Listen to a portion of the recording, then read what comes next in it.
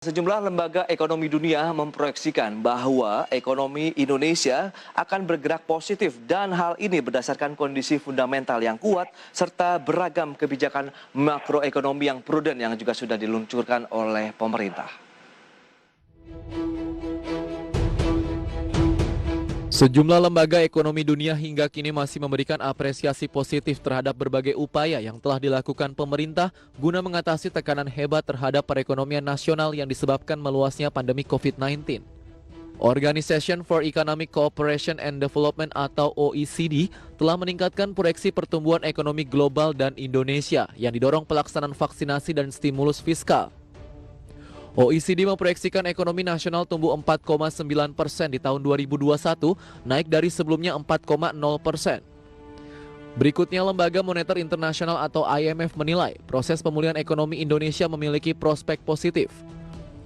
Hal ini berdasarkan kondisi fundamental Indonesia yang kuat dan kebijakan makroekonomi yang prudent. IMF juga mengapresiasi upaya reformasi struktural melalui Undang-Undang Cipta Kerja dan upaya menutup kesenjangan infrastruktur di tanah air. IMF memprediksikan ekonomi Indonesia tumbuh 4,8%. Sedangkan Bank Dunia atau World Bank memproyeksikan pertumbuhan ekonomi Indonesia sebesar 4,4%.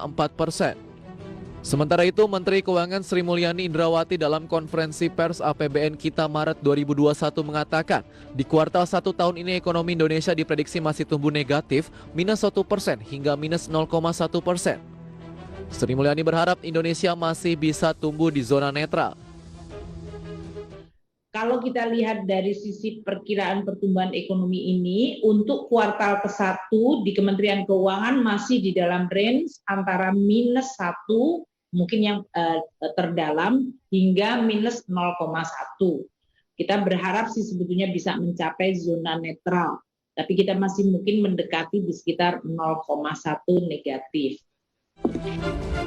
Di sisi lain, lembaga pemeringkat dunia Fitch Ratings masih mempertahankan peringkat utang Indonesia pada posisi BBB dengan tetap mempertahankan outlook yang stabil. Berbagai sumber IDX Channel.